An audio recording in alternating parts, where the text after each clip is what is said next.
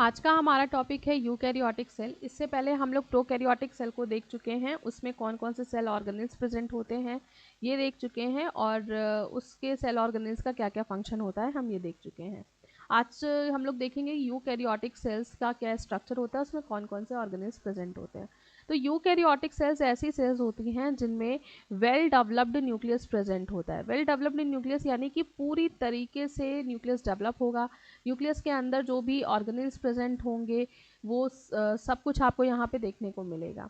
ठीक है, तो अब कौन सी सेल्स यूकैरियोटिक होती हैं? तो जैसे प्लांट सेल यूकैरियोटिक सेल है, इसके अलावा एनिमल सेल भी यूकैरियोटिक सेल है, और ह्यूमन भी कैसी है? Eukaryotic cell. यानी कि हमारी सेल्स भी जो होती हैं वो कैसी होती हैं? यूकैरियोटिक। हमारी सेल्स के अंदर भी वेल डेवलप्ड न्यूक्लियस प्रेजेंट रहता है। यहाँ पर जो हम एग्जाम्पल देख रहे हैं वो प्लांट सेल का देख रहे हैं, और इसी प्लांट सेल में मैं आपको बता दूंगी कि एनिमल सेल और प्लांट सेल में क्या क्या डिफरेंस होते हैं। ठीक है, तो ये प्लांट सेल है। तो प्लांट सेल की जो सबसे आउटर मोस्ट लेयर होती है, ये जो आपको दिख रही है ग्रीन कलर की, ये लेयर है सेल वॉल। Cell wall. अब ध्यान रखिएगा, प्लांट की सेल वॉल किसकी बनी होती है? सेलुलोज की बनी होती है। ठीक है, और दूसरी चीज जो सेल वॉल होती है ये एब्सेंट होती है किसमें? In animal cell. एनिमल में ये नहीं पाई जाती। ठीक है, इन एनिमल सेल।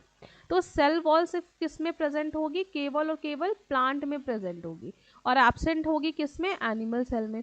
इसके अलावा अगर हम सेल वॉल के बारे में थोड़ा सा और देखें तो सेल वॉल कहाँ कहाँ प्रेजेंट होती है? सेल वॉल बैक्टीरिया में भी प्रेजेंट होती है, ये हम पहले भी देख चुके हैं, और फंजाई में भी प्रेजेंट होती है। बैक्टीरिया में जो सेल वॉल प्रेजेंट होती है वो बनी होती है पेप्टिडो ग्लाइकन की, और फंजाई में जो सेल वॉल होती है वो बनी होती है काइटिन की। तो ये सेल वॉल आपकी मतलब सेल वॉल जो है वो केवल किस किस में होगी? प्लांट में होगी, बैक्टीरिया में होगी, और फंजाई में होगी, और एनिमल सेल में सेल वॉल एब्सेंट होती है। नेक्स्ट स्ट्रक्चर हम लोग देखते हैं सेल वॉल के नीचे। ये जो स्ट्रक्चर है ये क्या है? Plasma membrane. जो थोड़ा सा लाइट ग्रीन से ये स्ट्रक्चर बना हुआ है, ये कौन सा है? Plasma membrane. Plasma membrane. Plasma membrane को बहुत सारे नामों से जाना जाता है, जैसे इसे हम बायो मेम्ब्रेन के नाम से भी जानते हैं, बायो मेम्ब्रेन के नाम से जानते हैं, या फिर इसे हम प्लाज्मा लेमा के नाम से भी जानते हैं, प्लाज्मा लेमा। ठीक है, प्लाज्मा लेमा। क्लियर? अब ये प्लाज्मा मेम्ब्रेन, बायो मेम्ब्रेन या प्लाज्मा लेमा किसकी बनी होती है? ये लिपिड्स और प्रोटीन की बनी होती है, लिपिड्स एंड प्रोटीन। तो ये सभी ऑर्गेनिज्म में होगी, कोई भी ऑर्गेनिज्म हो सभी में ये प्रेजेंट होती है। जिन ऑर्गेनिज्म में सेल होगी उन ऑर्गेनिज्म में ये लेयर भी प्रेजेंट होगी। तो प्लाज्मा मेम्ब्रेन सब में प्रेजेंट होती है। ठीक है, अब यहाँ पर क्या होता है कि सेल वॉल और प्लाज्मा मेम्ब्रेन के बीच में यहाँ पर एक सीमेंट लेयर पाई जाती है जिसे हम बोलते हैं मिडल लैमेला। तो यहाँ पर कौन सी लेयर होती है? Middle lamella. मिडिल लैमेला क्या करती है? ये एक सीमेंट की तरह काम करती है, किस किस के बीच में? सेल वॉल और प्लाज्मा मेम्ब्रेन के बीच में। उसके बाद अब हम देखते हैं कि इसके अंदर के कौन कौन से स्ट्रक्चर्स होते हैं। तो जो प्लांट सेल होती है उसमें बहुत बड़ा सा वैक्यूल प्रेजेंट होता है, जो प्लांट सेल का मोस्ट ऑफ द पोर्शन घेरे रहता है। तो यहाँ पे ये जो मैं स्ट्रक्चर बना रही हूँ ये किस चीज़ का है? प्लांट सेल में वैक्यूल का स्ट्रक्चर है। ठीक है, ये वैक्यूल है। हम वन बाय वन करके अभी आगे इनके फंक्शंस को भी देखेंगे। वैक्यूल के अंदर बहुत सारी चीज़ें स्टोर हो सकती हैं, उसके हिसाब से वैक्यूल होता है। ठीक है, तो वैक्यूल जो होता है ये प्लांट सेल में होता है, तो present in plant cell, plant cell में होगा। वैक्यूल जो होता है वो एनिमल सेल में नहीं होता, तो एब्सेंट इन एनिमल सेल। और अगर मान लीजिए कि कभी एनिमल सेल में वैक्यूल दिख भी जाता है तो वो डीजनरेट हो जाएगा। तो वैक्यूल केवल कहाँ प्रेजेंट होगा? प्लांट सेल में, एनिमल सेल में प्रेजेंट नहीं होगा। ठीक है, और अगर प्लांट सेल में जो वैक्यूल प्रेजेंट होता है वो बहुत बड़ा साइज का होता है, लगभग पूरा पार्ट उसने घेरे हुए होता है। ठीक है, फिर उसके बाद क्योंकि यहाँ पे सेल का बहुत ज़्यादा पोर्शन वैक्यूल घेरे रहता है, तो ये इसका जो न्यूक्लियस होता है प्लांट सेल का वो कहाँ होता है? साइड में होता है। ठीक है, तो ये जो मैं स्ट्रक्चर बना रही हूँ ये क्या है? न्यूक्लियस। ठीक है, तो इस न्यूक्लियस जो होता है वो डबल मेम्ब्रेनस स्ट्रक्चर होता है। तो ये इसका ऐसे करके आप डबल मेम्ब्रेनस स्ट्रक्चर को ध्यान रखेंगे, कई बार क्वेश्चन ऐसे भी पूछे जाते हैं कि सिंगल मेम्ब्रेनस बाउंड या डबल मेम्ब्रेनस बाउंड स्ट्रक्चर्स कौन कौन से होते हैं, तो वो भी मैं आपको उसकी एक लिस्ट बाद में दे दूंगी, ठीक है। तो ये जो स्ट्रक्चर मैंने बनाया है ये किसका बनाया है, ये है न्यूक्लियस, ठीक है। न्यूक्लियस चाहे प्लांट सेल हो चाहे एनिमल सेल हो, दोनों में प्रेजेंट होता है, लेकिन ये किधर साइड में होता है, पेरीफेरी के साइड में होता है, मतलब कि किनारे किनारे किनारे साइड में होगा। किनारे क्यों होगा, क्योंकि जो वैक्यूल है वो इतना बड़ा है कि जिसकी वजह से न्यूक्लियस साइड में शिफ्ट हो जाता है, लेकिन पेरीफेरी किस में होगा, केवल और केवल प्लांट में होगा। और अगर बात करें हम एनिमल की, तो एनिमल में जो न्यूक्लियस होता है वो सेंटर में प्रेजेंट होता है। सेंटर में इसलिए प्रेजेंट होता है क्योंकि उनके पास वैक्यूल नहीं है, तो न्यूक्लियस कहाँ होगा, सेंटर में प्रेजेंट होगा, ठीक है। अब न्यूक्लियस से ही यहाँ पे जुड़े हुए कुछ इस तरीके के आपको स्ट्रक्चर्स दिखाई देंगे, ऐसे, इन्हें बोलते हैं एंडोप्लाज्मिक रेटिकुलम। कोई ज़रूरी नहीं, इनकी कोई गिनती नहीं है कि ये कितने होंगे, तो जिस हिसाब का भी बनाना चाहते हैं आप उसे वैसे याद रख सकते हैं, ठीक है। तो ये जो मैंने स्ट्रक्चर बनाया है ये क्या है, ये है एंडोप्लाज्मिक रेटिकुलम, इसको शॉर्ट में ER भी कहते हैं, ठीक है। एंडोप्लाज्मिक रेटिकुलम भी दोनों में होगा, चाहे प्लांट सेल हो चाहे एनिमल सेल हो। अब एंडोप्लाज्मिक रेटिकुलम जो होता है वो दो तरीके का होता है, एक होता है रफ एंडोप्लाज्मिक रेटिकुलम और एक होता है smooth endoplasmic reticulum. Rough endoplasmic reticulum वो होते हैं जिनके ऊपर राइबोसोम प्रेजेंट होते हैं। तो यहाँ पे ये जो स्ट्रक्चर मैं बना रही हूँ ये क्या है, ये है राइबोसोम्स, ठीक है। तो जिस भी एंडोप्लाज्मिक रेटिकुलम की सरफेस पर ऐसे राइबोसोम्स प्रेजेंट होंगे तो उसको हम बोलेंगे रफ एंडोप्लाज्मिक रेटिकुलम। तो प्रेजेंट राइबोसोम, जिसकी सरफेस के ऊपर राइबोसोम प्रेजेंट है वो रफ, और जिसकी सरफेस के ऊपर राइबोसोम एब्सेंट होते हैं उनको हम बोलते हैं स्मूथ एंडोप्लाज्मिक रेटिकुलम, ठीक है। और तो ये यहाँ पे ये जो मैंने स्ट्रक्चर बनाया है ये क्या है, ये है राइबोसोम, ठीक। राइबोसोम आपको दिख रहा है कैसे है, एंडोप्लाज्मिक रेटिकुलम के साथ लगे हुए हैं। तो ये दो तरीके से प्रेजेंट होते हैं, ये हो सकता है फ्री भी हो और दूसरा ये परसिस्ट रहते हैं या लगे हुए रहते हैं किसके साथ, एंडोप्लाज्मिक रेटिकुलम के साथ। और फ्री रहेंगे तो कहाँ रहेंगे, साइटोप्लाज्म में रहेंगे, ठीक। और जितने भी यूकैरियोटिक ऑर्गेनिज्म होते हैं, चाहे वो एनिमल वाले हों चाहे वो प्लांट वाले हों, सभी में ATS टाइप का राइबोसोम प्रेजेंट रहता है, ये बहुत इंपॉर्टेंट है, ठीक है। तो अगर मैं इसको यहाँ पे लेबल करूँ तो ये भी राइबोसोम ऐसे, ये राइबोसोम का स्ट्रक्चर है, ठीक है, ये है राइबोसोम, और राइबोसोम कितना होगा, ATS होगा, ठीक है। फिर इसके अलावा इसमें और भी स्ट्रक्चर प्रेजेंट रहते हैं, क्योंकि ये प्लांट सेल है तो इसमें क्लोरोप्लास्ट प्रेजेंट होगा।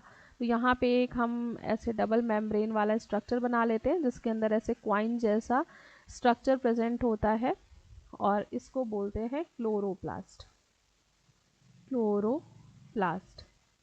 क्लोरोप्लास्ट अगेन किस में प्रेजेंट होता है, ये प्लांट्स में केवल प्रेजेंट रहता है क्योंकि क्लोरोप्लास्ट फोटोसिंथेसिस करवाता है, तो इसलिए ये कहाँ पे प्रेजेंट होगा, प्लांट में प्रेजेंट होगा, और एनिमल्स में एब्सेंट होता है, ठीक है। उसके बाद यहाँ न्यूक्लियस के पास एक और स्ट्रक्चर प्रेजेंट रहता है जिसको बोलते हैं गोल्गी बॉडी। तो गोल्गी बॉडी का कुछ इस तरीके का स्ट्रक्चर होता है, ठीक है, ये है गोल्गी बॉडीज, ठीक। एनिमल और प्लांट दोनों में प्रेजेंट रहती है। फंक्शन हम इसका एक एक करके आगे देख लेंगे, ठीक है। इसके अलावा यहाँ पे न्यूक्लियस के अंदर एक और स्ट्रक्चर प्रेजेंट होता है जिसको हम बोलते हैं न्यूक्लियोलस। तो यहाँ पे ये जो स्ट्रक्चर है ये कौन सा है, न्यूक्लियोलस, ठीक है। इसको हम जब न्यूक्लियस पढ़ेंगे तो उसमें भी हम एक बार इसको देख लेंगे कि न्यूक्लियोलस क्या होता है। और जो सेल होती है उसको शेप देने के लिए यहाँ पे कुछ माइक्रोट्यूब्यूल्स टाइप के स्ट्रक्चर्स प्रेजेंट रहते हैं ऐसे, ठीक है। बहुत सारे माइक्रोफिलामेंट या माइक्रोट्यूब्यूल्स ऐसे ऐसे स्ट्रक्चर्स यहाँ पे आपको देखने को मिलेंगे। तो ये जो स्ट्रक्चर इनको हम बोलते हैं साइटोस्केलेटन। साइटो मतलब सेल, सेल का स्केलेटन, तो हम उसको बोलेंगे साइटोस्केलेटन, ठीक है। इसके अलावा अगर हम बात करें तो जो एक और सेल ऑर्गेनेल होता है जिसका नाम होता है माइटोकॉन्ड्रिया। माइटोकॉन्ड्रिया जो होता है power house of the cell होता है, तो इसको मैं यहाँ पर बना देती हूँ इस जगह पे, ठीक है, तो ये ऐसे स्ट्रक्चर कौन सा है, माइटोकॉन्ड्रिया। और ध्यान रहे माइटोकॉन्ड्रिया भी डबल मेम्ब्रेन बाउंड स्ट्रक्चर होता है। तो ये जो स्ट्रक्चर मैंने बनाया हुआ है ये किसका है, माइटोकॉन्ड्रिया। माइटोकॉन्ड्रिया भी जो होता है इसके पास अपना राइबोसोम प्रेजेंट रहता है। माइटोकॉन्ड्रिया के पास 70s राइबोसोम रहता है। और एक और सेल ऑर्गेनेल है क्लोरोप्लास्ट, जिसके पास भी अपना 70s टाइप का राइबोसोम प्रेजेंट होता है। ठीक है, ध्यान रखिएगा कि सेल के अंदर जो साइटोप्लाज्म है ना, जैसे कि मैंने ये जो ग्रीन वाला पोर्शन है इसको क्या बोलते हैं, इसको बोलते हैं साइटोप्लाज्म। साइटोप्लाज्म साइटोप्लाज्म मैट्रिक्स होता है, मैट्रिक्स यानी कि सेमी फ्लूइड होता है। साइटोप्लाज्म के अंदर जो ये राइबोसोम प्रेजेंट है ये देखिए कौन सा है, साइटोप्लाज्म के अंदर जो राइबोसोम प्रेजेंट है वो है 80s टाइप का। लेकिन साइटोप्लाज्म के अंदर ही दो सेल ऑर्गेनेल और हैं, एक है क्लोरोप्लास्ट जिसके अंदर 70s टाइप का राइबोसोम है, और दूसरा है माइटोकॉन्ड्रिया जिसके अंदर 70s टाइप का राइबोसोम प्रेजेंट होता है। ठीक है, अब इतने स्ट्रक्चर के बाद एक चीज़ और ध्यान रखिएगा, ये जो वैक्यूल है, वैक्यूल की ये जो आउटर मेम्ब्रेन आप देख रहे हैं ना, इस मेम्ब्रेन को बोलते हैं टोनोप्लास्ट। टोनोप्लास्ट स्ट्रक्चर है वैक्यूल, और वैक्यूल की ये जो आउटर मेम्ब्रेन है इसको हम बोलते हैं टोनोप्लास्ट। अब यहाँ पे एक और सेल ऑर्गेनेल होता है जो कि प्लांट में नहीं प्रेजेंट होता, जिसका नाम होता है सेंट्रियोल। ठीक है, तो एक कुछ ऑर्गन ऐसे कुछ सेल ऑर्गेनेल ऐसे हैं जो कि प्लांट में नहीं प्रेजेंट होते, जैसे कि सेंट्रियोल। सेंट्रियोल जो होता है ये केवल और केवल एनिमल सेल में प्रेजेंट होता है, ये ध्यान रखिएगा। इसका काम सेल डिवीजन का होता है, ये हम आगे देखेंगे। सेंट्रियोल या फिर हम इसको सेंट्रोसोम भी कह सकते हैं, सेंट्रोसोम। क्लियर। तो ये यहाँ पे स्ट्रक्चर था प्लांट सेल का। मैंने कोशिश की है कि इसी सेल में मैं आपको सारे ऑर्गेनेल दिखा सकूं, तो मैंने आपको सारे ऑर्गेनेल इसी के अंदर दिखा दिए हैं। अब वन बाय वन करके हम पढ़ेंगे आगे कि किस सेल ऑर्गेनेल का क्या काम होता है। प्लांट सेल में जितने भी ऑर्गेनेल्स हमने पढ़े हुए थे उनको देखेंगे, उनका स्ट्रक्चर देखेंगे और उनका फंक्शन देखेंगे। ठीक है, तो all cells are consist of following 3 major parts. कोई भी सेल्स होंगे उनमें ये 3 मेजर पार्ट्स जरूर होंगे। एक तो होगा उसका सेल मेम्ब्रेन या प्लाज्मा मेम्ब्रेन, और दूसरा उसका साइटोप्लाज्म, और तीसरा उसका nucleus. Cell membrane plasma membrane दोनों में प्रेजेंट होती है, चाहे प्लांट हो चाहे एनिमल हो। ठीक है, और प्लांट देखिए मैंने क्या बताया था कि प्लांट एक होती है आपकी प्रोकैरियोटिक सेल, जिसमें मैंने आपको बैक्टीरिया का स्ट्रक्चर बताया था। ठीक है, दूसरा मैंने आपको बताया था प्लांट सेल। ठीक, और तीसरा मैंने प्लांट सेल के साथ साथ में एनिमल सेल का भी बताया हुआ था। तो जो बैक्टीरिया वाली जो सेल होती है उसमें जो आउटर मोस्ट लेयर होती है वो है प्लाज्मा मेम्ब्रेन। तो प्लाज्मा मेम्ब्रेन तीनों में प्रेजेंट होगी, चाहे बैक्टीरिया हो, चाहे प्लांट्स हो, और चाहे एनिमल हो, तीनों में प्लाज्मा मेम्ब्रेन प्रेजेंट होती है। लेकिन सेल वॉल तीनों में प्रेजेंट नहीं होती। बैक्टीरिया में सेल वॉल प्रेजेंट होती है, ठीक है, प्लांट सेल में भी सेल वॉल प्रेजेंट होती है, लेकिन एनिमल में सेल वॉल प्रेजेंट नहीं होती है। तो ये क्या है, ये है सेल वॉल। ठीक, बैक्टीरिया में सेल वॉल हमने क्या पढ़ा था, किसकी बनी होती है, पेप्टिडोग्लाइकन की, पेप्टिडोग्लाइकन की। प्लांट में बनी होती है सेलुलोज की, ये हम पढ़ चुके हैं। तो सेल मेम्ब्रेन और प्लाज्मा मेम्ब्रेन ये सभी ऑर्गेनिज्म का एक कैरेक्टरिस्टिक फीचर है। दूसरा साइटोप्लाज्म, साइटोप्लाज्म भी सब में प्रेजेंट होगा, चाहे वो प्रोकैरियोटिक सेल हो, चाहे वो यूकैरियोटिक की प्लांट सेल हो, चाहे वो यूकैरियोटिक की एनिमल सेल हो, साइटोप्लाज्म भी सभी के अंदर प्रेजेंट होगा। बात करें न्यूक्लियस की, तो न्यूक्लियस प्रोकैरियोटिक में नहीं प्रेजेंट होता, वहाँ पे जेनेटिक मटेरियल के चारों तरफ कोई भी मेम्ब्रेन नहीं होती, इससे वहाँ नहीं प्रेजेंट होता। इसमें क्या प्रेजेंट होता है, न्यूक्लियोइड, न्यूक्लियोआइड। ठीक है, अब यहाँ पे क्या प्रेजेंट होता है, यहाँ पे प्रेजेंट होता है न्यूक्लियस। वैसे ही एनिमल सेल में भी क्या प्रेजेंट होता है, न्यूक्लियस। ठीक है, तो ये कुछ स्ट्रक्चर्स थे जो हमने अलग अलग ऑर्गन्स में देखे थे। अब यहाँ पर हम लोग देखते हैं, सबसे पहले हम लोग बात करते हैं सेल वॉल की। सेल वॉल जो कि सब में नहीं प्रेजेंट होती, मैं आपको पहले बता चुकी हूँ। Cell wall is also part of the cell. Cell wall जो होता है ये सेल का पार्ट होता है, but present only in plant cell. लेकिन कहाँ प्रेजेंट होती है, केवल और केवल प्लांट सेल में होगी, बैक्टीरिया सेल में होगी और फंजाई में होगी, सब में नहीं प्रेजेंट होती। It is non living part of the cell. ये बहुत इंपॉर्टेंट चीज़ है कि सेल वॉल जो होती है वो कैसी होती है, नॉन लिविंग। लिविंग और नॉन लिविंग ऑर्गेनिल्स कौन कौन से होते हैं, इनकी लिस्ट में आपको लास्ट में जब ये सेल वाला टॉपिक पूरा खत्म होगा तो इसके लास्ट में मैं आपको दे दूंगी। ठीक है, component of cell wall. Plant की सेल वॉल किसकी बनी होती है, सेलुलोज की बनी होती है। बैक्टीरिया की बनी होती है पेप्टिडोग्लाइकन की, और फंजाई की बनी होती है काइटिन की।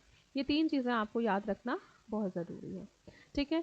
फिर उसके बाद अच्छा साथ साथ में एक चीज़ और ध्यान रख लीजिए, इनके डाइजेस्टिव एंजाइम, यानी कि अगर सेलुलोज को तोड़ना है या प्लांट के सेल वॉल को तोड़ना है तो किसका यूज़ करना पड़ेगा, तो सेलुलोज को तोड़ने के लिए सेल्यूलेज का यूज़ होता है। किसी भी वर्ड के आगे अगर एज लग जाता है तो एज का मतलब हो जाता है कि वो डाइजेस्टिव है, डाइजेस्टिव एंजाइम है, ठीक है। यानी कि मैंने लिखा सेल्यूलोज, तो सेल्यूलोज तो चलो एक सब्सटेंस है, अब मैंने इसी को लिख दिया, अगर लास्ट में ओज की जगह मैंने एज लगा दिया तो इसका मतलब कि सेल्यूलोज को डाइजेस्ट करने वाला ये एंजाइम बन गया। सेल्यूलोज को मैंने अगर सेल्यूलेज लिखा तो सेल्यूलेज क्या है, सेल्यूलोज को डाइजेस्ट करने वाला डाइजेस्टिव एंजाइम है, ठीक है। फिर उसके बाद आता है बैक्टीरिया। बैक्टीरिया की जो सेल वॉल होती है पेप्टिडोग्लाइकन की बनी रहती है, इसको तोड़ने के लिए हम लाइसोजाइम का यूज़ करते हैं, ठीक है। फंजाई, फंजाई की सेल वॉल काइटिन की बनी होती है, इसको तोड़ने के लिए हम काइटिनेज का यूज़ करते हैं। तो ये जो तीनों मैंने लिखे हुए हैं ये तीनों क्या हैं, इसके डाइजेस्टिव विटामिन, ये इसके डाइजेस्टिव एंजाइम्स हैं। क्लियर। अब इसके बाद सेल वॉल को जो सबसे पहले ऑब्जर्व किया था वो रॉबर्ट हुक ने ही किया था। जब रॉबर्ट हुक ने अपनी सेल की डिस्कवरी की थी तो उसी में उन्होंने सबसे पहले सेल वॉल को देखा था, क्योंकि उन्होंने प्लांट सेल को ही तो देखा था, जो नॉन लिविंग प्लांट सेल थी उसी को सबसे पहले देखा था, तो रॉबर्ट हुक ने ही सबसे पहले सेल वॉल को देखा। कहाँ होती है, आउटसाइड दी प्लाज्मा मेम्ब्रेन। हमने प्लांट सेल में देखा था कि प्लांट सेल में ऐसे प्लाज्मा मेम्ब्रेन है, और प्लाज्मा मेम्ब्रेन के बाद फिर एक होती है मिडिल लैमेला, फिर मिडिल लैमेला के बाद प्रेजेंट होती है सेल वॉल, ठीक है। फिर structure of cell wall, cell wall का structure, cell wall is consist of primary cell wall, secondary cell wall and middle lamella. जो सेल वॉल होती है उसमें क्या होता है, प्राइमरी सेल वॉल होती है, सेकेंडरी सेल वॉल होती है और मिडिल लैमेला होता है। Consist of matrix and fine fibres, इसमें बहुत सारे मैट्रिक्स होते हैं, बहुत छोटे छोटे से फाइबर्स होते हैं, माइक्रो फाइबर्स प्रेजेंट होते हैं जो आपस में जुड़े रहते हैं बाय द पॉलीसेकेराइड्स, ठीक है। और माइक्रोफाइबर्स जो होते हैं वो बने होते हैं सेलुलोज के, और ये आपस में जुड़े रहते हैं पैक्टिन और हेमीसेलुलोज से। देखिए क्या होता है कि अगर मैं सेल वॉल को बनाऊं तो ये प्राइमरी सेल वॉल और ये सेकेंडरी सेल वॉल, अब यहाँ पे बीच में बहुत सारे माइक्रोफाइब्रिल्स और माइक्रोफिलामेंट आपस में प्रेजेंट होते हैं, है ना, ऐसे ऐसे, ठीक है। ये किसके बने हुए हैं, ये बने हुए हैं सेलुलोज के, हैं क्या ये है माइक्रोफाइब्रिल्स, ठीक है। तो माइक्रोफाइब्रिल्स जो है ये बने होते हैं सेलुलोज के। अब यहाँ पे बहुत सारे, इनको मैं लेबल कर देती हूँ, ये है माइक्रोफाइब्रिल्स। अब ये जो माइक्रोफाइब्रिल्स हैं आपस में जुड़े हुए हैं किससे, ये आपस में जो जुड़े हुए हैं ये जुड़े हैं पॉलीसेकेराइड से, ठीक है, पॉलीसेकेराइड से। अब यहाँ पे ऐसे बहुत सारे ऐसे माइक्रोफाइब्रिल्स होते हैं, जैसे एक ये बंच हमने देख लिया, ये दूसरा बंच एक और ऐसे होगा। तो ये जो दूसरा बंच है ये वाला और ये वाला, ये दोनों आपस में जिससे जुड़े रहते हैं वो क्या होता है, वो होता है पेक्टिन और हेमीसेलुलोज, ठीक है। और ये पूरा स्ट्रक्चर क्या बनाता है, सेल वॉल बनाता है। अब उसके बाद हम देखते हैं इसका फंक्शन क्या होता है। खैर इसका जो स्ट्रक्चर है वो इतना ज़्यादा नहीं पूछा जाएगा, लेकिन फिर भी मैंने आपको क्लियर करने के लिए बता दिया। नेक्स्ट इसका आता है फंक्शन। फंक्शन जो होता है, it provides rigidity and definite shape to the cell. Rigidity provide करवाता है और डेफिनेट शेप देता है। अब ये रिजिडिटी कैसे प्रोवाइड करवाता है, सेल वॉल जो होती है वो बाहर से प्रेशर लगाती है, अभी हम आगे देखेंगे। The cell wall contains narrow pores. अब सेल वॉल में बहुत छोटे छोटे से पोर्स होते हैं और पिट होते हैं through which minute cytoplasmic bridges present called the plasmodesmata. क्या होता है कि जैसे मान लीजिए ये एक प्लांट सेल है, ठीक है, और ये दूसरी प्लांट सेल है ना। अब दोनों प्लांट सेल के बीच में कनेक्शन होना है ना, तो कनेक्शन सपोज ये मैंने सेल वॉल बनाई हुई है और इसमें भी ये सेल वॉल है, तो ये दोनों सेल वॉल में ऐसे ना क्या होगा कि बीच में कनेक्शन अगर होना है तो यहाँ पे छोटे छोटे से पोर्स प्रेजेंट होंगे इनकी सेल वॉल में, और ये जो सेल वॉल में जो पोर्स प्रेजेंट होंगे ये इनके साइटोप्लाज्म को आपस में चेंज करने का, कुछ एक्सचेंज करने के लिए जगह प्रोवाइड करवाएगी। तो हम इस जगह को कहते हैं प्लाज्मोडेस्माटा। ये क्वेश्चन भी बहुत इंपॉर्टेंट है, क्वेश्चन पूछा जाता है दो प्लांट सेल के बीच के कनेक्शन को क्या कहते हैं, तो दो प्लांट सेल के बीच के कनेक्शन को हम कहते हैं प्लाज्मोडेस्माटा, ठीक है। ध्यान रखिएगा ये सिर्फ प्लांट का है, और अगर हम एनिमल की बात करें, ठीक है, प्लाज्मोडेस्माटा किस में होता है, प्लांट में, यानी कि दो प्लांट सेल के बीच का कनेक्शन प्लाज्मोडेस्माटा। वैसे ही दो एनिमल सेल के बीच का कनेक्शन जो होता है उसको बोलते हैं डेस्मोसोम, ठीक है, डेस्मोसोम। ओके अब उसके बाद देखते हैं प्लाज्मोलाइसिस क्या होता है, एक वर्ड इसमें यूज किया जाता है प्लाज्मोलाइसिस। प्लाज्मो का मतलब होता है प्लाज्मा, ठीक है, मेम्ब्रेन, ठीक है। और ये प्लाज्मा मेम्ब्रेन कनेक्टेड होगी किससे, प्रोटोप्लाज्म से, ठीक। लाइसिस मतलब होता है ब्रेक डाउन, लाइसिस तो कहीं पर भी आ जाए हमेशा उसका मतलब होता है ब्रेक डाउन। जैसे आपने केमिस्ट्री में भी पढ़ा होगा इलेक्ट्रोलाइसिस, यानी कि इलेक्ट्रो मतलब करंट, लाइसिस मतलब ब्रेक डाउन, है ना। तो बिल्कुल उसी तरीके से लाइसिस वर्ड का मतलब हर जगह ब्रेक डाउन ही होता है। तो प्लाज्मोलाइसिस यानी कि प्रोटोप्लाज्म का lysis, shrinkage of protoplasm from the cell wall due to the exosmosis और in the hypertonic solution is called plasmolysis. क्या होता है, जो ये एक नॉर्मल सेल है, ये जो यहाँ पे पहले दी गई ये कौन सी है, नॉर्मल सेल है, और ये वाली कैसी है, प्लाज्मोलाइज्ड है। अब इसमें दोनों में क्या डिफरेंस है, देखिए इसकी जो सेल वॉल है ना, ये साइड साइड वाली, ये इसकी सेल वॉल है, ठीक। अब सेल वॉल से देखिए ये जितना भी अंदर वाला ये पूरा ग्रीन वाला मटेरियल है, ये इसका साइटोप्लाज्म वाला जो पूरा पार्ट है, ये कहाँ चला गया, देखो श्रिंक होके चला गया बीच में, है ना, श्रिंक हो गया ये। तो जब भी ऐसा होता है कि ये जो पूरा प्रोटोप्लाज्म वाला पार्ट जो होता है वो श्रिंक हो जाता है, सेल वॉल से अलग हट जाता है, तो इस कंडीशन को हम बोलते हैं प्लाज्मोलाइसिस। अभी हम देखेंगे कि प्लाज्मोलाइसिस होता क्यों है, हमें हाइपरटोनिक, हाइपोटोनिक और आइसोटोनिक तीनों सॉल्यूशन में हमें प्लांट और एनिमल सेल को देखना है। क्लियर। नेक्स्ट अब हम इसके बाद देखते हैं सेल मेम्ब्रेन और प्लाज्मा मेम्ब्रेन। तो सेल वॉल वो खत्म हो गई, अब हम लोग स्टार्ट कर रहे हैं सेल मेम्ब्रेन और प्लाज्मा मेम्ब्रेन। ये सभी में प्रेजेंट होगी, चाहे एनिमल हो चाहे ह्यूमन हो, सभी में सेल मेम्ब्रेन और प्लाज्मा मेम्ब्रेन प्रेजेंट होगी। इसे हम बायो मेम्ब्रेन भी कहते हैं और प्लाज्मा लेमा भी कहते हैं, हम पहले ही देख चुके हैं।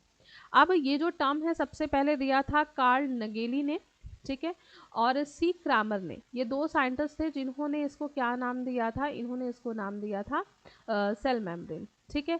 लेकिन एक साइंटिस्ट थे जिनका नाम था प्लोव, इन्होंने इसको रिप्लेस किया और रिप्लेस करने के बाद इसका नाम रखा प्लाज्मा मेम्ब्रेन और प्लाज्मा लेमा, ठीक है। पहले सेल मेम्ब्रेन बोला गया, अब ये सेल मेम्ब्रेन किसने दिया था, नगेली और क्रैमर ने दिया था। लेकिन उसके बाद इस नाम को रिप्लेस कर दिया गया प्लोव के थ्रू, और प्लोव ने इसको नाम दिया प्लाज्मा मेम्ब्रेन और प्लाज्मा लेमा। अब इसकी प्रॉपर्टी क्या होती है, outer covering of the cell होती है, हर सेल में सबसे बाहर की कवरिंग है जिसमें सेल वॉल नहीं होती, क्योंकि सेल वॉल कंडीशनल है इसलिए हम इसे आउटर कवरिंग बोलते हैं, ठीक है। प्रेजेंट इन ऑल ऑर्गेनिज्म, चाहे प्लांट हो, एनिमल हो, बैक्टीरिया हो, कोई भी हो, सभी में प्रेजेंट होगी। Made up of lipid and protein, ये हम पहले ही देख चुके हैं कि प्लाज्मा मेम्ब्रेन लिपिड और प्रोटीन की बनी होती है। अब इसको हम थोड़ा स्ट्रक्चर वाइज भी देख लेते हैं तो हमें ध्यान रहेगा कि प्लाज्मा मेम्ब्रेन किसकी बनी होती है। प्लाज्मा मेम्ब्रेन के लिए कई मॉडल दिए गए, जिसमें जो सबसे फेमस मॉडल है इनका फ्लूइड मोज़ैक मॉडल है। इसको हम सिंगर एंड निकोलसन मॉडल भी कहते हैं, क्योंकि इसे जिन साइंटिस्ट ने दिया था उनका नाम था सिंगर एंड निकोलसन, इसीलिए हम इसको फ्लूइड मोज़ैक मॉडल या फिर सिंगर और निकोलसन मॉडल भी कहते हैं। अब यहाँ पर हम इसका स्ट्रक्चर देखते हैं कि इन्होंने क्या कहा था। तो ये जो दो साइंटिस्ट थे इन्होंने कहा था कि कोई भी प्लाज्मा मेम्ब्रेन जो होती है वो किसकी बनी होती है, लिपिड्स की और प्रोटीन की।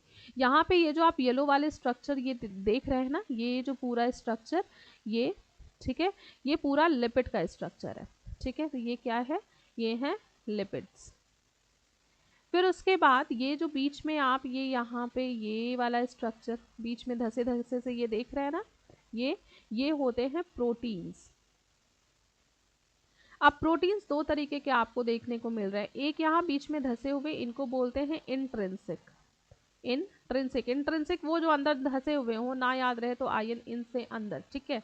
और ये जो बाहर वाला प्रोटीन है इसको बोलते हैं एक्सट्रिंसिक, एक्सट्रिंसिक, ठीक है। एक्स मतलब बाहर, तो जो प्रोटीन बाहर पेरीफेरी साइड में प्रेजेंट होंगे वो एक्सट्रिंसिक, जो यहाँ पे अंदर धसे हुए प्रेजेंट होंगे वो इंट्रिंसिक। तो ये मॉडल किसने दिया था, सिंगर और निकोलसन ने। किसका मॉडल है ये, प्लाज्मा मेम्ब्रेन का मॉडल है, ठीक है। और मॉडल का नाम क्या है, फ्लूइड मोज़ैक मॉडल। अब देखते हैं कि प्लाज्मा मेम्ब्रेन के फंक्शन कौन कौन से होते हैं। तो जो प्लाज्मा मेम्ब्रेन होती है वो सेलेक्टिवली परमिएबल मेम्ब्रेन होती है, सारी चीज़ें इससे अंदर नहीं जा सकती, जिस चीज़ की ज़रूरत है सिर्फ वही चीज़ अंदर जाएगी, तो इसलिए इसे हम क्या बोलते हैं, selectively permeable membrane. So it regulates the entry and exit of substance in the cell. अब क्योंकि कोई भी अगर ये सेल है, सेल में ये प्लाज्मा मेम्ब्रेन, तो कोई भी चीज़ अंदर जा रही है बाहर जा रही है तो उसको रेगुलेट कौन करेगा, ये प्लाज्मा मेम्ब्रेन। और ये कैसी होती है, सेलेक्टिवली परमिएबल होती है। It gives definite shape to the cell, cell को डेफिनेट शेप दे रही है क्योंकि एकमात्र यही लेयर है जो सब में प्रेजेंट है, तो ये सेल को एक डेफिनेट शेप भी देती है। ठीक है, अब हम बात करते हैं कि प्लाज्मा मेम्ब्रेन से मूवमेंट सब्सटेंसेस का कैसे होता है। तो दो तरीके से मूवमेंट हो सकता है, एक होता है पैसिव ट्रांसपोर्ट और दूसरा होता है एक्टिव ट्रांसपोर्ट। पैसिव ट्रांसपोर्ट जहां पर एनर्जी की ज़रूरत नहीं पड़ती, नो एटीपी, किसी भी तरीके की एनर्जी की ज़रूरत नहीं पड़ेगी, और यहाँ पे किसकी ज़रूरत पड़ती है, एटीपी की, यानी कि एनर्जी की ज़रूरत पड़ती है, तो उसे हम क्या बोलते हैं, एक्टिव ट्रांसपोर्ट। एक्टिव चीज़ कहीं पर भी आएगी ना, अगर एक्टिव ट्रांसपोर्ट कहीं पे भी आएगा तो वहाँ पे एनर्जी की ज़रूरत तो पड़ेगी ही पड़ेगी। ठीक है, तो अगर किसी भी सेल की प्लाज्मा मेम्ब्रेन है तो वो प्लाज्मा मेम्ब्रेन कितनी तरीके से सब्सटेंसेस को कहीं जाने देगी। तो प्लाज्मा मेम्ब्रेन जो होती है वो सब्सटेंसेस को दो तरीके से अंदर जाने देती है, एक तो अंदर या बाहर जाने देती है, तो एक होता है पैसिव तरीके से और दूसरा होता है एक्टिव तरीके से। पैसिव यानी जिसमें एनर्जी की ज़रूरत नहीं है उसे हम बोलेंगे पैसिव, और जिसमें एनर्जी की ज़रूरत होती है उसे हम बोलते हैं एक्टिव। ठीक है, तो passive transport, transport without the involvement of energy, जिसमें एनर्जी का कोई भी इन्वॉल्वमेंट नहीं होता। Active transport, transport with the involvement of energy, जिसमें एनर्जी की ज़रूरत होती है। अब जाहिर सी बात है ना कि एनर्जी दी जा रही है तो ये एक फास्ट प्रोसेस होगा, और क्योंकि इसमें एनर्जी नहीं दी जा रही है तो ये एक कैसा प्रोसेस है, स्लो प्रोसेस है। ठीक, अब ये जो पैसिव ट्रांसपोर्ट होता है ये दो तरीके से हो सकता है, डिफ्यूजन और ऑस्मोसिस। डिफ्यूजन जो होता है वो क्या होगा कि जहाँ पे डिफ्यूजन या ऑस्मोसिस दोनों ही कैसे होंगे, जहाँ पे कंसंट्रेशन ग्रेडियंट जो है वो ज़्यादा होगा वहाँ से कम की तरफ मूव करेंगे। आपने डिफ्यूजन ऑस्मोसिस पहले भी पढ़ा होगा कि डिफ्यूजन ऑस्मोसिस में क्या होता है कि चीज़ें अपने हायर कंसंट्रेशन से लोअर कंसंट्रेशन की तरफ जाती हैं। ठीक है, चलिए मैं एक बार डिफ्यूजन और ऑस्मोसिस को आपको बता देती हूँ कि क्या होता है। अगर एक ये सब्सटेंस कोई भी हमने बीकर लिया है, इस बीकर में हमने अंदर क्या भर दिया, पानी भर दिया। अब यहाँ पे हमने कोई इंक का कुछ भी एक टैबलेट या कुछ भी हमने रख दिया, धीमे धीमे हम देखेंगे कि वो इंक जो है वो हर तरफ फैल जाएगी। ठीक है, तो ये प्रोसेस कौन सा हो गया, डिफ्यूजन। ठीक है, अब ये डिफ्यूजन क्यों है, सबसे पहले तो अपने हायर कंसंट्रेशन, यहाँ पर पिगमेंट ज़्यादा थे, पिगमेंट मतलब कलर वाले जो पार्टिकल्स हैं वो यहाँ पे ज़्यादा थे और पानी में कम थे, तो वो ज़्यादा से कम की तरफ मूव किया। तो चीज़ें कहाँ से ज़्यादा से कम की तरफ मूव करती हैं, यानी कि हायर कंसंट्रेशन से किधर की तरफ मूव कर रही हैं, लोअर कंसंट्रेशन की तरफ। दूसरा, इसमें किसी भी तरीके की किस मेम्ब्रेन की ज़रूरत नहीं पड़ी, तो ऐसे को हम बोलते हैं डिफ्यूजन। अगर हम बात करें ऑस्मोसिस की, तो ऑस्मोसिस में क्या होता है कि एक ये बीकर लिया, बीकर में हमने पानी भरा, लेकिन बीच में हमने यहाँ पे एक मेम्ब्रेन लगा दी। तो जब मेम्ब्रेन की ज़रूरत होती है ना तो हम उसको क्या बोलते हैं, ऑस्मोसिस। ये मेम्ब्रेन कैसी होती है, सेमी परमिएबल, सेमी परमिएबल। ठीक है, अब ये जो मेम्ब्रेन है ये क्या करेगी, ये मेम्ब्रेन तय करेगी कि कौन सी चीज़ एक जगह से दूसरी जगह तक जा सकती है। तो या इसमें भी सेम होता है, चीज़ें अपने हायर कंसंट्रेशन से लोअर कंसंट्रेशन की तरफ जाएंगी, लेकिन कैसे जाएंगी ये मेम्ब्रेन तय करेगी। मान लीजिए मैंने इधर पे वाटर में शुगर घोल के रखा हुआ है और इधर भी मैंने वाटर में शुगर घोला है, लेकिन क्या है, इधर वाटर ज़्यादा है शुगर कम है। ठीक है, इधर क्या ज़्यादा है, वाटर ज़्यादा और शुगर कम है, और इधर जो है वाटर कम और शुगर ज़्यादा है। तो अब ये शुगर, ये अपनी जगह को, ये शुगर अपने हाई कंसंट्रेशन से लो कंसंट्रेशन की तरफ जाएगी कि वाटर, तो इस चीज़ को डिफाइन करिए ये बीच की मेम्ब्रेन। तो यहाँ पे क्या होगा कि वाटर जो है अपने हाई कंसंट्रेशन से लोअर कंसंट्रेशन की तरफ जाएगा। आई होप आपको समझ में आ गया होगा, डिफ्यूजन ऑस्मोसिस आपने पढ़ा होगा पहले भी केमिस्ट्री में। तो अब देखते हैं यहाँ पे कि प्लांट में किन किन चीज़ों का ट्रांसपोर्ट कैसे होता है। जैसे अगर प्लांट में वाटर का ट्रांसपोर्ट होना है तो वो डिफ्यूजन के थ्रू होगा, गैसेस का ट्रांसपोर्ट होना है या आयंस का ट्रांसपोर्ट होना है तो वो डिफ्यूजन के थ्रू होगा। ऑस्मोसिस कैसे कैसे होता है, जैसे वाटर का जो ट्रांसपोर्ट होता है वो ऑस्मोसिस के थ्रू भी होगा। Root hair of plant can absorb water from the soil. अब यहाँ पे वाटर का एब्जॉर्प्शन कैसे हो रहा है, यहाँ पे जो रूट हेयर होते हैं ना, ऐसे जो रूट होती है, रूट के ऊपर ऐसे छोटे छोटे से हेयर्स निकले रहते हैं, उसको बोलते हैं रूट हेयर। तो ये रूट हेयर मिट्टी से जब पानी को लेंगे तो कैसे लेंगे, ये ऑस्मोसिस के थ्रू लेते हैं। ठीक है, लेकिन अब वाटर का ट्रांसपोर्ट, अब यहाँ पे तो चलो पानी चला गया, लेकिन दूसरे आगे सेल्स में कैसे पानी पहुंच रहा है वो जाएगा डिफ्यूजन के थ्रू। ठीक है, टर्जिडिटी मेंटेन करवाएंगे, opening and closing of stomata, ये सब कुछ ऑस्मोसिस के थ्रू ही होता है। आप बस ये याद रखिए कि ऑस्मोसिस के थ्रू होता है, क्योंकि ये टॉपिक बहुत बड़े हो जाएंगे। नेक्स्ट आता है अच्छा, ऑस्मोसिस दो तरीके का हो सकता है, एक होता है एंडो ऑस्मोसिस और दूसरा होता है एक्सो। एंडो नाम से ही पता चल रहा है ना, एंडो मतलब अंदर, ठीक है, और एक्सो मतलब बाहर। तो when water diffuse into the cell, जब वाटर सेल के अंदर जा रहा हो एंडोऑस्मोसिस, जब वाटर सेल से बाहर जा रहा हो तो एक्सोऑस्मोसिस। ठीक,